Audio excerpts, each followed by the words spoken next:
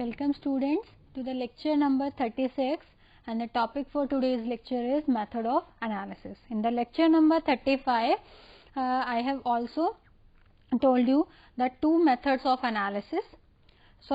are four methods of analysis: method of continuous variation, distribution method, solubility method and pH titration method. In the previous lecture, that is lecture number 35, I had discussed about the method of continuous variation and method of distribution. So, in today's lecture, we will discuss about the solubility method and pH titration method. Okay, first is solubility method. Okay, in the as I have told you previously, in the applications of complexation, that there will be enhancement in the solubility after the complex formation. Okay, so this application is utilized in the analysis of complexes and resulted in the solubility method of analysis of complex. So, in this method, when the component in a mixture form the complex, the solubility of one of the component may be increased or decreased, and this criteria is useful to predict the behavior of the complexes. Okay. So, what is solubility method? When the components in a mixture form the complexes, the solubility of one of the component may be increased or decreased. For example, we have two component A plus B. When there is formation of complex AB, then there will be a change in the solubility of these component. In this, the solubility of one of the component can be enhanced or can be decreased. Okay. So, this change in the behavior or this change in the solubility profile is taken as a criteria to decide the complexation behavior. Okay. This criteria is useful in predicting the complexation behavior. Okay. So, the experiment data can be used to analyze the complexes in terms of donor acceptor ratio and equilibrium stability constant. Donor acceptor ratio or stoichiometric ratio. Okay. The solubility method will give the stoichiometric ratio and equilibrium stability constant, and based on the solubility profile, the phase diagrams are obtained, and these diagrams are classified as type A and type B. Okay. So, in this set of experiment, what we are doing? We are using a complexing agent, that is caffeine, and this complexing agent is taken into different concentration into a series of flasks. Okay, we have a series of flasks 1, 2, 3, 4, 5, and all these flasks we have taken a constant amount of caffeine. And what is the caffeine? Caffeine is acting as an complexing agent. Okay. After that, we are adding certain concentration of PABA, para-amino benzoic acid. And after addition of PABA, the flasks are agitated, and after the agitation, when saturated solution is obtained, the solution is filtered and analyzed for the drug content. Okay. And with the help of this equation, K is equal to formation of PABA caffeine complex divided by the concentration of PABA uncomplexed and concentration of caffeine uncomplexed, we can easily obtain the value of stability constant of the complex. Okay. So, in this experiment, we have obtained a diagram or solubility profile of PABA. Okay. When we are plotting the molar concentration of PABA on y-axis and the molar concentration of caffeine on x-axis, we are obtaining a certain graph, and this is the graph. In this graph is A, B, C and D. Okay. In this, the value A represents the solubility of PABA in water. At the point B, this point acts as a saturation point, The point C is the at which all excess solid converts into the complex, and at point D higher complexes are obtained. Okay, at the zero concentration of caffeine, this is the zero concentration of caffeine. Okay, at this concentration, the point A on y-axis, this is the point A on y-axis, it represents the solubility of PABA in the water. Okay, and when we are adding the caffeine, with the addition of caffeine, solubility of PABA in water, solubility of para-aminobenzoic acid in water is increased linearly up to the point B. The solubility of, as the plot indicate, the solubility of PABA in water increased up to the point B. At the point B, the solution is saturated with respect to the complex. Okay, and on further addition of caffeine, the complex continues to form and precipitates from the saturated solution. Okay, this is the concept. At zero concentration of caffeine, the point A indicates the solubility of PABA in water. When we are increasing the concentration of caffeine, when concentration of caffeine is increasing, then there will be an increase in the solubility of PABA in water, and this increment goes up to the point B, and this point B acts as a saturation point. After this saturation point, on increasing the concentration of caffeine, there will be no further increase in the solubility, but the excess of solid will converted into the complexes.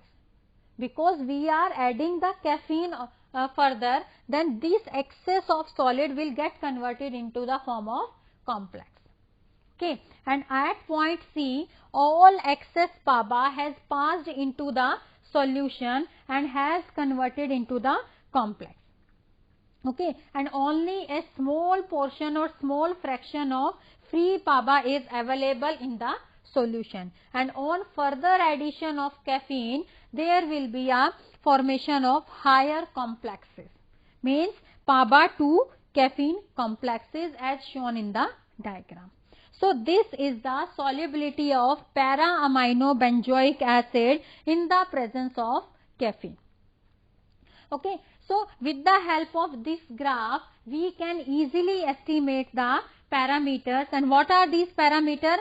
Stoichiometric ratio and stability constant. See, we can easily estimate stoichiometric ratio and stability constant by the help of diagram. The formula for stoichiometric ratio is concentration of caffeine in complex divided by the concentration of PABA in complex.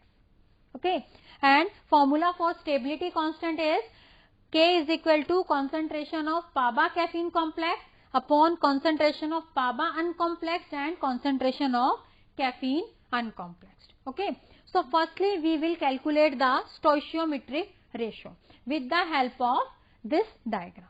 Okay, so to calculate the stoichiometric ratio, we have formula that stoichiometric ratio is equivalent to the concentration of caffeine in complex divided by the concentration of PABA in complex. Okay, so stoichiometric ratio will be equal to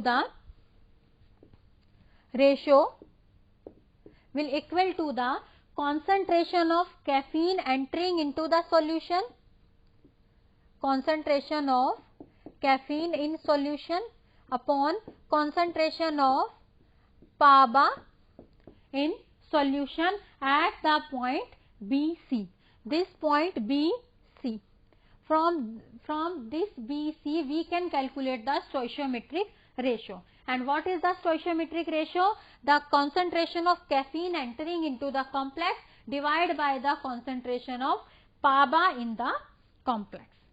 Okay, so the caffeine entering into the complex will be calculated from the concentration of caffeine at point C minus concentration of caffeine at point B. Okay, the caffeine present in the complex will be easily calculated from the concentration present at point C minus concentration of caffeine at present at point B. Okay, so this value is extrapolated to x-axis, and from these value we can calculate the concentration of caffeine entering into the complex. Okay, suppose the value of concentration of caffeine at point C is equal to the 3.6 into 10 raised to power minus 2 normal, and concentration of caffeine entering into the complex at point B is equal to the 1.8 into 10 raised to power minus 2. Then concentration of caffeine can be calculated by the concentration of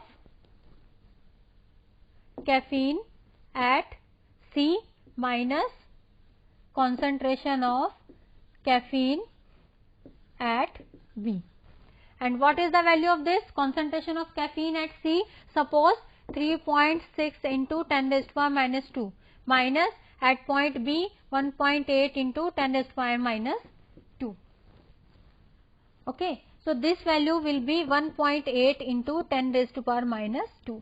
So the value of caffeine entering into the solution is 1.8 into 10 raised to power minus 2.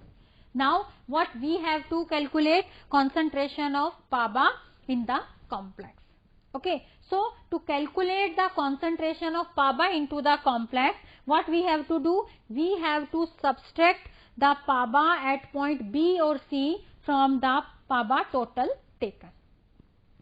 Okay, so to calculate the concentration of PABA, what we have to do? Concentration of PABA total taken minus concentration of PABA at B or C. Okay, so the total concentration of PABA taken is equal to the 7.3 into 10 raised to power minus 2, and the concentration of PABA at point B and point C is same. So we can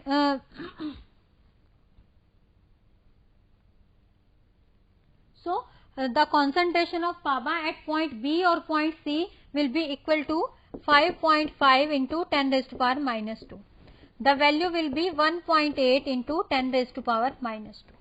Okay, so what we have obtained? We have obtained the concentration of caffeine entering into the solution and also the concentration of PABA entering into the solution. Okay, the value of this is 1.8 into 10 raised to power minus 2, and the value of this also is 1.8 into 10 raised to power minus 2. So what will be the stoichiometric ratio? The stoichiometric ratio will be 1.8 into 10 raised to power minus 2 divided by 1.8 into 10 raised to power minus 2, and this will be 1. So the stoichiometric ratio present between the complexes 1:1. Okay. Now, so donor acceptor ratio is 1:1 that exists between the complexes. Now, second is stability constant. So to calculate the stability constant, this is the formula. K is equal to formation of PABA caffeine complex divided by the formation of concentration of PABA uncomplexed and concentration of caffeine uncomplexed. Okay. So to obtain the value of stability constant, we have to obtain the concentration of PABA caffeine complex, and the concentration of PABA caffeine complex can be calculated from the diagram by the value of PABA at point B and the value of PABA at point A. Okay, the value of formation of PABA caffeine complex is obtained equal to the concentration of PABA at point B minus concentration of PABA at point A, and this value will be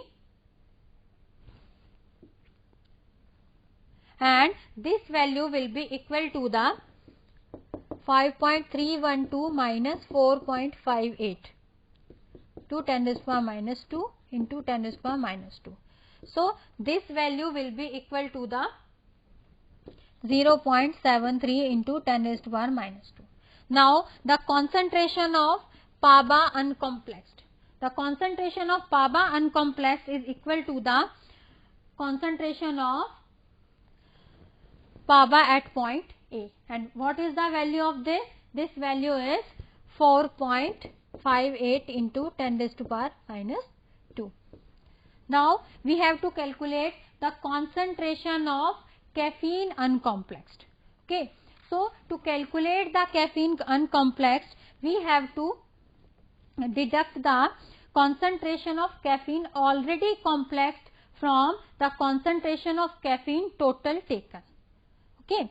So to calculate the caffeine concentration, what we will do, we will subtract the caffeine total taken. The concentration of total caffeine taken is 1 into 10 raised to power minus 2 minus caffeine complexed is equal to 0.73 into 10 raised to power minus 2. Okay. So the value what we will obtain, 0.73 into 10 raised to power minus 2 divided by the 0.27. So this value is 0.73. This is 4.58 into 10 raised to power minus 2 and this is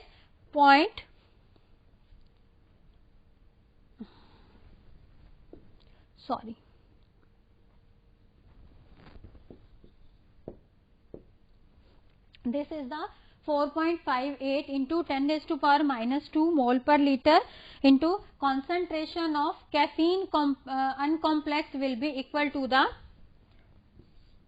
0.73 into 10 raised to power minus 2. And from this equation we can easily, from these values we can easily obtain the value of stability constant. And the value of stability constant is equal to the 59. Okay, 59 liter per mole. So this is how we can easily analyze the complex with the help of solubility method. The next method of analysis of complex is pH titration method. Okay.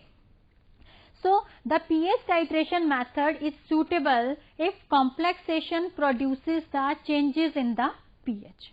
If there is a change in pH upon complexation, then this method can be very useful to analyze the complexes. For example, chelation of cupric ions. Okay. In case of chelation of cupric ions by glycine molecule or chelation of calcium ion by EDTA molecules, this method is useful. In this case, these are the cupric ions. Okay. When these reacted with the glycine molecule, then there will be a formation of complex and the release of 2 proton ions. And these, since two proton ions are formed, so there is a decrease in the pH. Okay. The 2 proton ions are released, so and on the complexation, so there will be a decrease in the pH. What we have do for the experiment, in this we are taking a known quantity of glycine solution that is titrated against the sodium hydroxide. Okay. And in another set we are taking the solution of copper and glycine solution that is also titrated against the sodium hydroxide, and we are obtaining 2 different types of curves. Okay, this is the curve 1 that is obtained from the glycine solution, and this is the another curve that is obtained for the glycine cupric ion solution, complex. Okay, so the distance between these 2 curves will give the amount of sodium hydroxide consumed in the reaction. Okay. So to calculate the quantity of alkali, what is the alkali? That is amount of sodium hydroxide consumed. It is equivalent to the concentration of ligand bound. That is this. Concentration of ligand bound is represented by this, and it is equivalent to the quantity of alkali or amount of sodium hydroxide consumed that can be easily calculated between the horizontal difference between these two curves. Now second parameter is stability constant, that is equal to the logarithm of beta, and that can be calculated from this equation, 2 into P of concentration of A, and this is the equation from which we can easily calculate the stability constant by pH titration method. We are taking an example. In this 75 ml sample containing 3.34 into 10 raised to power minus 2 moles per liter of glycine hydrochloride alone and in combination with 9.45 into 10 raised to power minus 3 moles per liter of cupric chlorides are used. These solutions are titrated with 0.259 normal NaOH solution and the curves are obtained. pKa of the glycine solution is this. So for this we have to calculate both parameters, that is amount of alkali consumed or number of ligands bound and also the stability constant. Okay. So in this example if we want to calculate the amount ratio of ligand to metal, then what we have to calculate first? To calculate the ratio we have to calculate first total concentration of ligand bound, total concentration of ligand bound divided by concentration of metal ion, concentration of, okay. So the total concentration of ligand bound is equivalent to the horizontal distance at pH 4 between the two curves. Okay. The concentration of ligand bound is equal to the quantity of alkali. And what is the quantity of alkali? Amount of sodium hydroxide consumed, and amount of sodium hydroxide consumed we can calculate from the horizontal distance between the two curves. Okay. So the amount of concentration of ligand can be easily obtained with this, and total concentration of metal ion is given in the example, that is 9.45 into 10 raised to power minus 3. Okay. So if concentration of metal ion that is given is 9.45 into 10 raised to power minus 3 and total concentration of ligand bound suppose is 9.342 into 10 raised to power minus 3, then there will be a ratio, then we will obtain a value that is 0.99, that is approximate equal to the 1. So there is a ratio that exists between ligand to metal ion, and this ratio will be 1:1 ratio. Okay. Next is the calculation of beta, calculation of this, that is stability constant. So to calculate the value of beta we have to first recall this equation, and we have to put our results into this equation. Then what is the value of pKa? The value of pKa is given, that is 9.69. Okay, the value of pKa is 9.69. Formula is Pa is equal to pKa minus pH.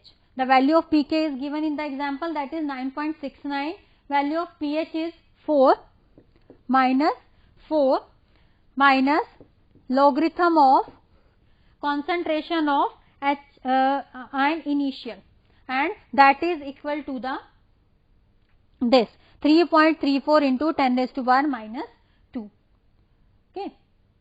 So logarithm of into 10 raised to power minus 2 minus concentration of NaOH, and the concentration of NaOH is we have calculated in the ratio, this is this. So after solving this equation we will obtain the logarithm of 24.1 into 10 raised to power minus 3. Okay. and after solving this equation we will obtain the value of 7.308. So, value of PA is equal to 7.308. Okay.